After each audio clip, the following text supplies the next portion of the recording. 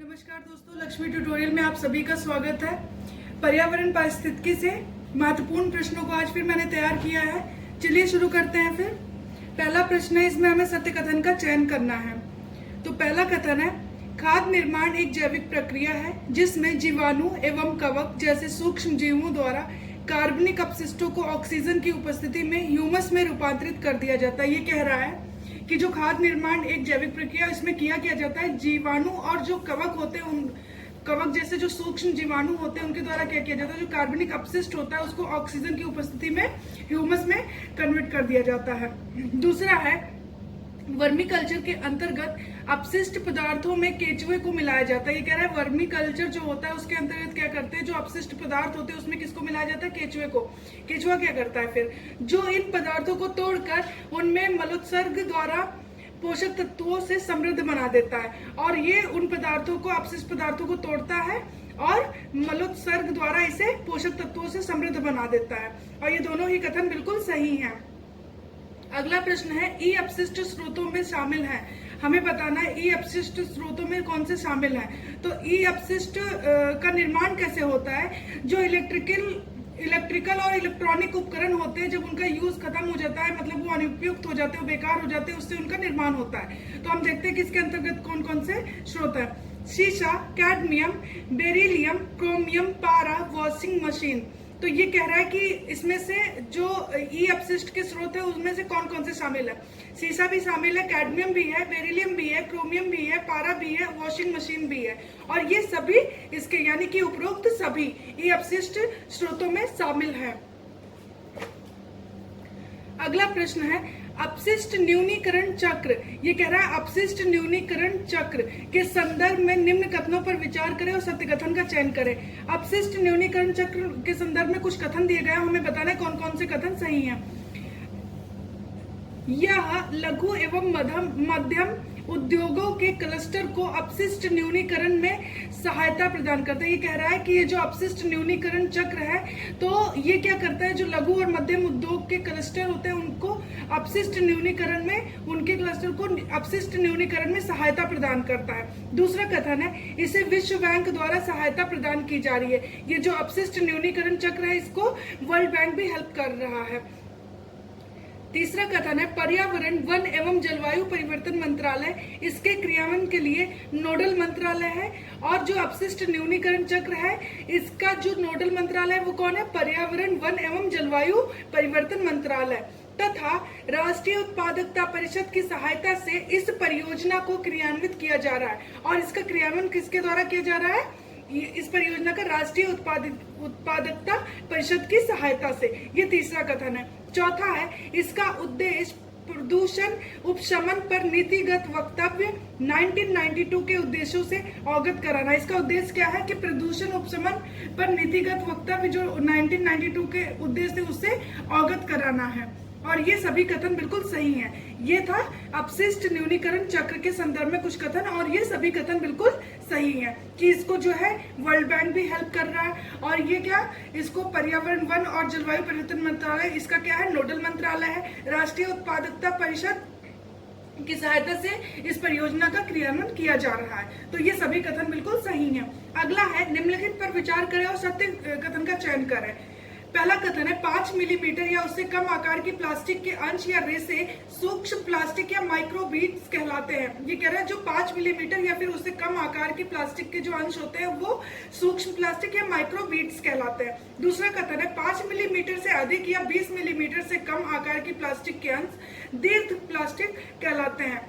तो 5 मिलीमीटर से अधिक और 20 मिलीमीटर से कम के जो ये प्लास्टिक के आकार होंगे वो क्या, दीर्घ प्लास्टिक के अंतर्गत आएंगे। तो ये माइक्रो और मैक्रो के बीच डिफरेंस था, जो कि 5 मिलीमीटर या उससे कम आकार का जो होगा माइक्रो होगा, और 5 मिलीमीटर से अधिक और 20 मिलीमीटर से कम आकार के जो प्लास्टिक होंगे वो क्या, मैक्रो में आ जाएंगे। तो ये दोनों ही कथन बिल्कुल सही है।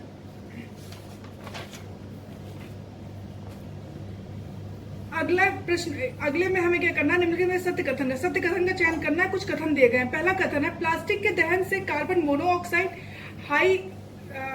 कार्बन मोनोऑक्साइड, डाइऑक्सिन और हाइड्रोजन और साइनाइड जैसी जहरीली गैसें वायुमंडल में पहुंचती है। कह रहा है जो प्लास्टिक का दहन होता है तो उससे कौन कौन सी गैसें निकलती है? कार्बन मोनोऑक्साइड, डाइऑक्सिन, हाइड्रोजन और साइनाइड जैसी जो जहरीली गैसें हैं वो वायुमंडल में पहुंचती हैं। दूसरा कथन है प्रदूषित वायु श्वसन तंत्र, तंत्रिका तंत्र तथा इम्यून क्षमता पर नकारात्मक प्रभाव डालती है। ये कह रहा है कि जो ये प्रदूषित वायु होती है वो क्या करती है? श्वसन और तंत्रिका तंत्र और इम्यून सिस्टम पर भी ये नकारात्मक प्रभाव डालती है। तीसरा कथन है पानी में प्लास्टिक युक्त कचरा डालने पर यह आसानी से मनुष्य के खाद्य जाल में पहुंचता है और मानव स्वास्थ्य को नुकसान पहुंचाता है। ये कह रहा है कि जब पानी में ये प्लास्टिक युक्त कचरा पहुंचता है तो ये बहुत आसानी से मनुष्य के खाद्य जाल तक पहुंचता है और ये क्या करता है? उनके हेल्थ को जो है हार्म करता है। अगला है कि उच्चतम न्यायालय ने CPCB यानी कि सेंट्रल पॉल्यूशन कंट्रोल बोर्ड की रिपोर्ट के आधार पर कहा कि भारत प्रत्येक वर्ष 56 लाख टन यानी कि 56 लाख टन प्लास्टिक अपशिष्ट उत्पन्न करता है। तो उच्चतम न्यायालय ने क्या बोला है? CPCB की रिपोर्ट के आधार पर कि भारत जो है प्रत्येक वर्ष कितना 56 लाख टन प्लास्टिक अपशिष्ट उत्पन्न करता है। तो ये सभी कथन बिल्कुल ही सत्य है, यानी कि उपरोक्त सभी होगा। आगे देखते हैं, निम्नलिखित में से असत्य कथन का चयन करें। पहला कथन है भारत में पर्यावरण, वन एवं जलवायु मंत्रालय ने खतरनाक अपशिष्टों के प्रभावशाली प्रबंधन के लिए खतरनाक अपशिष्ट प्रबंधन संचालन एवं अंतर्देशीय हस्तांतरण अधिनियम 2008 को अधिसूचित किया। इसमें ई वेस्ट भी शामिल है, यानी कि इसमें इसने ई अपशिष्ट को भी शामिल किया है। तो भारत में जो पर्यावरण, वन एवं जलवायु मंत्रालय इसने खतरनाक अपशिष्टों के प्रभावशाली प्रबंधन के लिए क्या स्टार्ट किया? खतरनाक अपशिष्ट प्रबंधन संचालन एवं अंतर्देशीय हस्तांतरण अधिनियम 2008 को अधिसूचित किया और इसमें इसने ई अपशिष्ट को भी शामिल किया है। अगला कथन है इस नियम, कौन सा नियम? ये जो खतरनाक अपशिष्ट अधिनियम 2008 है, इस नियम में कोबाल्ट 60 जैसे रेडियो एक्टिव अपशिष्टों को शामिल नहीं किया गया है। दूसरा कथन है। तीसरा कथन है कोबाल्ट 60 जैसे रेडियो एक्टिव अपशिष्ट परमाणु ऊर्जा अधिनियम 1962 के अंतर्गत आते हैं। ये कोबाल्ट 60 जैसे रेडियो एक्टिव अपशिष्ट जो है वो उसमें शामिल ना होके इसके लिए अलग से है, कौन सा? परमाणु ऊर्जा अधिनियम 1962 के अंतर्गत ये आते हैं। और इसमें से असत्य कथन का चयन करना था, कोई भी असत्य नहीं है। उपरोक्त में से कोई भी असत्य नहीं है। निम्नलिखित में से सत्य कथन का चयन करें। पहला कथन है बेसल कन्वेंशन एक अंतरराष्ट्रीय संधि है। ये पहला, ये कह रहा है कि जो बेसल कन्वेंशन है वो क्या है? एक अंतरराष्ट्रीय संधि है। दूसरा कथन है ये ई अपशिष्ट के दो देशों के बीच स्थानांतरण को प्रतिबंधित करता है और इसका काम क्या है कि जो ई अपशिष्ट होते हैं उसको दो देशों के बीच में स्थानांतरण को इस पर प्रतिबंध लगाता है। और ये दोनों ही कथन बिल्कुल सही है। ये बेसल कन्वेंशन से रिलेटेड प्रश्न था। आगे देखते हैं,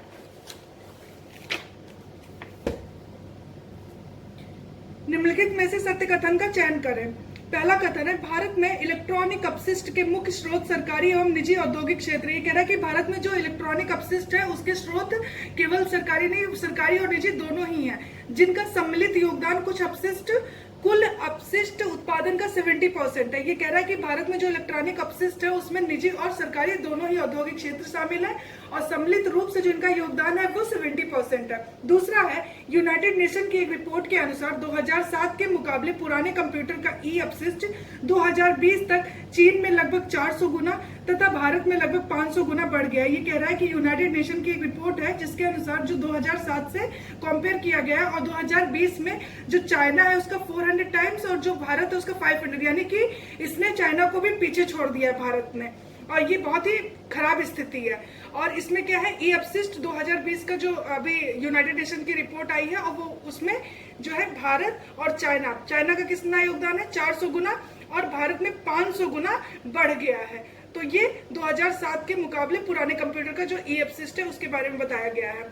तो ये दूसरा कथन था और ये दोनों ही कथन बिल्कुल सही है कि भारत में इलेक्ट्रॉनिक अपशिष्ट के मुख्य स्रोत सरकारी और निजी औद्योगिक क्षेत्र और दोनों सम्मिलित रूप से 70% का योगदान, 70% का उत्पादन करते हैं। यूनाइटेड नेशन की रिपोर्ट के अनुसार क्या है कि 2007 के मुकाबले जो पुराने कंप्यूटर ई अपशिष्ट है वो 2020 तक चाइना 400 मतलब 400 गुना और भारत जो है 500 गुना बढ़ गया है।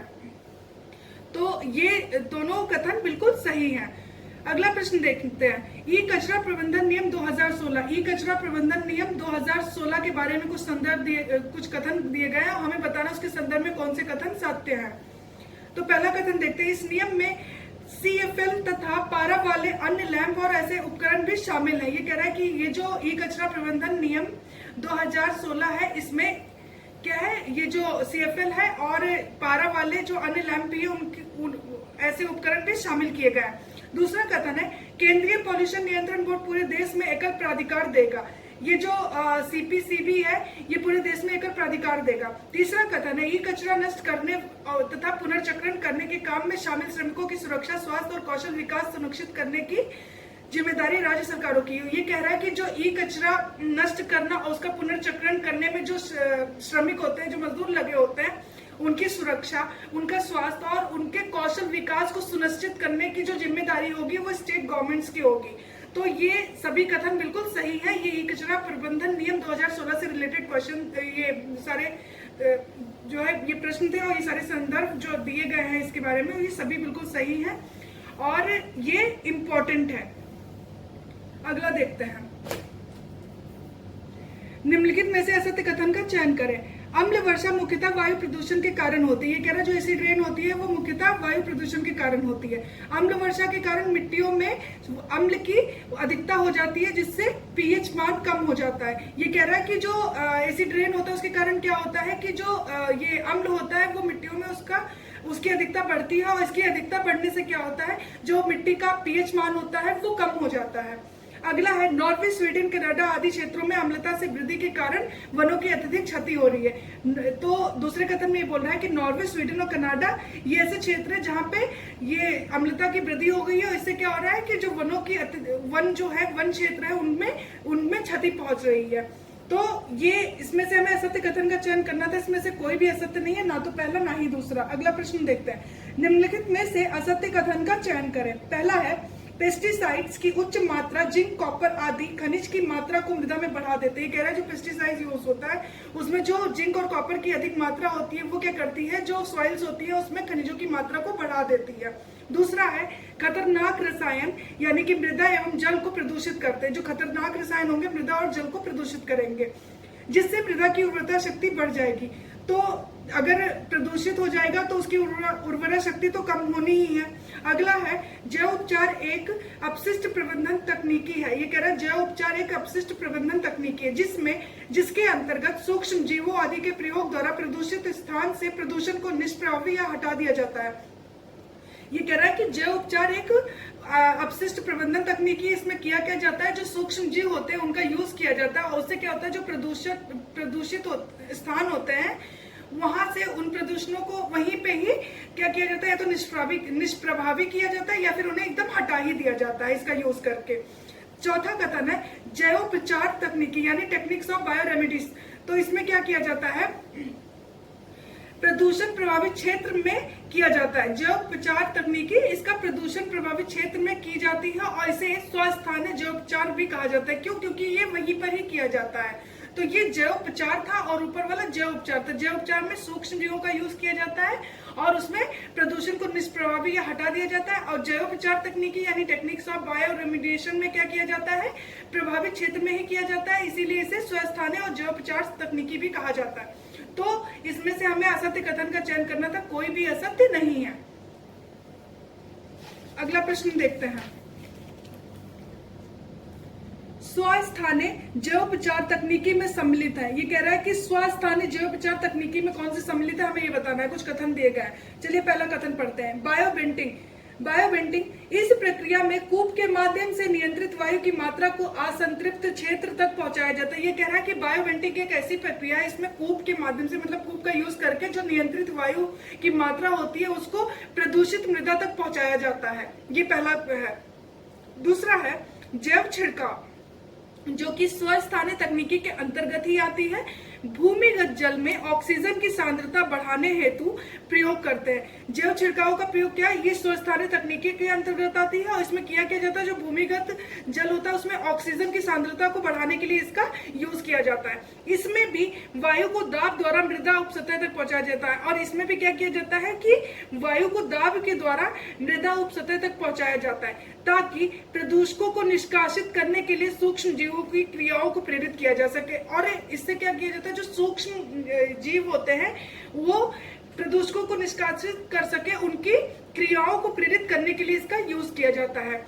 तीसरा है बायोस्टिमुलेशन प्रक्रिया। इसमें क्या किया जाता है, वातावरण के रूपांतरण द्वारा जैव उपचार हेतु सक्षम मृदा में उपस्थित जीवाणुओं की वृद्धि को प्रेरित किया जाता है। बायोस्टिमुलेशन प्रक्रिया में क्या करते हैं कि जो वातावरण में रूपांतरण के द्वारा क्या कर देता है, जैव उपचार हेतु सक्षम और मृदा में उपस्थित जो जीवाणु होते हैं उनमें वृद्धि की जाती है।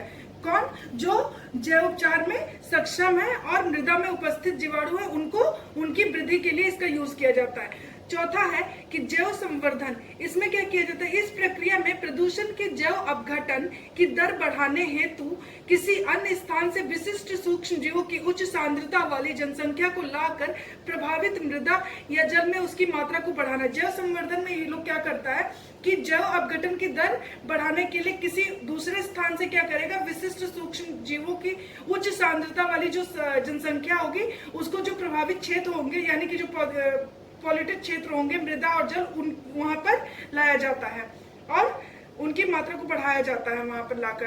तो ये सारे कथन थे और हमें बताना था कि स्वस्थानीय जैव उपचार तकनीकी में कौन कौन से शामिल होते हैं। तो बायो बेंटिंग भी होगा, जैव छिड़काव भी होगा, बायोस्टिमुलेशन प्रक्रिया भी होगी और जैव संवर्धन भी होगा। तो ये सभी कथन बिल्कुल सही है, यानी उपरोक्त सभी होंगे। अगला है निम्नलिखित कथनों पर विचार करें। पहला कथन है फर्न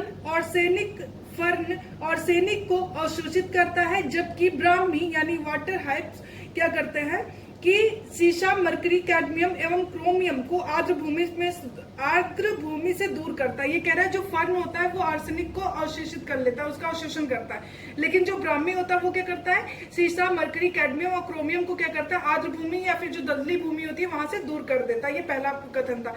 दूसरा है भारतीय सरसों यानी इंडियन मस्टर्ड कैडमियम, सीसा, सेलेनियम को बहुत प्रभावी ढंग से दूर करता है एवं उसमें कमी भी लाता है। यह जस्ता तांबा के लिए भी काफी प्रभावी है।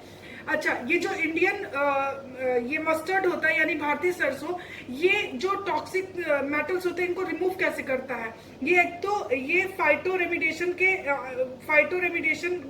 अंतर्गत आता है। इसमें होता क्या है, ईडीटीए को मिलाकर प्रदूषित मृदा में, यानी कि ये एक किलेटिंग एजेंट होता है ईडीटीए, इसमें क्या करता है कि वो प्रदूषित मृदा में और इसको इंडियन मस्टर्ड को मिलाकर इसका यूज किया जाता है और इससे क्या होता है जो टॉक्सिक मेटल्स होते हैं उसको रिमूव कर देता है और ये बहुत ही सस्ता तरीका है।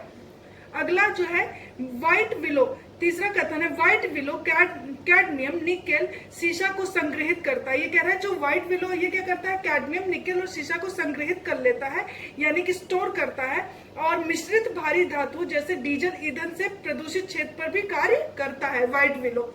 चौथा कथन है राइजो फिल्ट्रेशन जल के उपचार की एक तकनीकी। ये कह रहा है कि राइजो फिल्ट्रेशन जो है वो जल के जैव उपचार की एक तकनीकी है। इसमें पौधों की जड़ों द्वारा जड़ क्षेत्र के चारों तरफ के घोल में मिले हुए प्रदूषकों को ग्रहण कर भूमिगत जल को शुद्ध किया जाता है। राइजो फिल्ट्रेशन में क्या किया जाता है कि जो पौधे की जो जड़ें होती है उसके चारों तरफ के घोल में मिले हुए जो प्रदूषक होते हैं उनको ग्रहण करता है और फिर उसके बाद जो क्या करता है, जो भूमिगत जल होता है उसको शुद्ध कर देता है।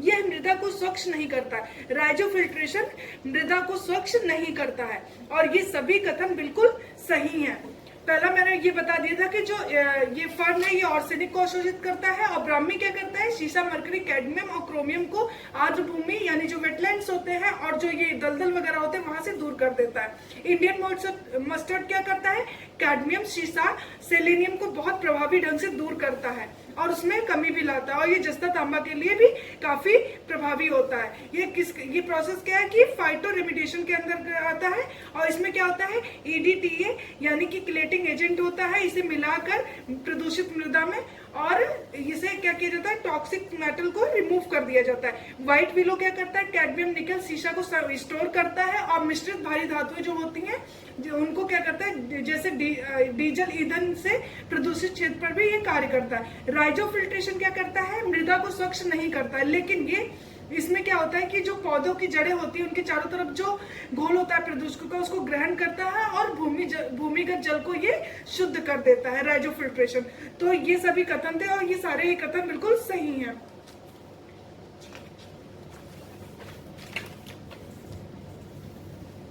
अगला है फाइटो स्टेबिलाईजेशन और फाइटो ट्रांसफॉर्मेशन में अंतर स्पष्ट करिए। तो हमें इसमें अंतर स्पष्ट करना है, फाइटो स्टेबिलाईजेशन और फाइटो ट्रांसफॉर्मेशन। तो पहला कथन है कि मृदा अवसाद अथवा जल में उपस्थित कार्बनिक प्रदूषण पादपों द्वारा अधिक स्थायी एवं कम विषाक्त या गैर विषाक्त पदार्थों में रूपांतरित करना। ये कह रहा है कि मृदा अवसाद और जल में उपस्थित जो कार्बनिक प्रदूषक होते हैं उनको पादपों के द्वारा यानी पौधों के द्वारा क्या किया जाता है, अधिक स्थायी या फिर कम विषाक्त या गैर विषाक्त पदार्थों में रूपांतरित कर दिया जाता है। और यही क्या कहलाता है, फाइटो ट्रांसफॉर्मेशन, या फिर इसी को बोलते हैं फाइटो डिग्रेडेशन। तो ये पहला कथन था। दूसरा है फाइटो ट्रांसफॉर्मेशन तकनीकी में पादपों की जड़ों में एंजाइम्स कार्बनिक प्रदूषकों का अपघटन कर पादपों की वृद्धि में मदद करते हैं। ये कह रहा है फाइटो ट्रांसफॉर्मेशन तकनीकी में क्या करते हैं, जो पादप होते हैं यानी जो पौधों की जड़ें होती हैं वो उसकी जड़ों के जो एंजाइम्स होते हैं वो कार्बनिक प्रदूषकों का अपघटन करते हैं और उसका अपघटन करके ये क्या करते हैं, पौधों की वृद्धि में भी मदद करते हैं। कुछ एंजाइम्स अमोनिया अपशिष्ट का अपघटन करते हैं और कुछ क्या करते हैं, शाकनाशी का। कुछ क्या करते हैं कि अपशिष्ट का अपघटन करते हैं और कुछ शाकनाशी का। तीसरा कथन है फाइटो स्टेबिलाईजेशन इस तकनीकी के माध्यम से पादप प्रदूषित मृदा से प्रदूषणों की गतिशीलता एवं स्थानांतरण को कम कर देते हैं। फाइटो स्टेबिलाईजेशन में क्या करते हैं कि ये जो है पादप प्रदूषित मृदा से प्रदूषणों की गतिशीलता और उनके स्थानांतरण को कम करते हैं और ये क्या करते हैं, पौधे अपने जड़ के अंदर ही इनको प्रदूषणों को संचलन और अवक्षेपण करते हैं। इसमें फाइटो स्टेबिलाईजेशन में यह फाइटो स्टेबिलाईजेशन तकनीकी उन स्थानों के लिए है जहां प्रदूषण भूमि के अंदर संचलन नहीं करता है लेकिन हवा में फैलता है।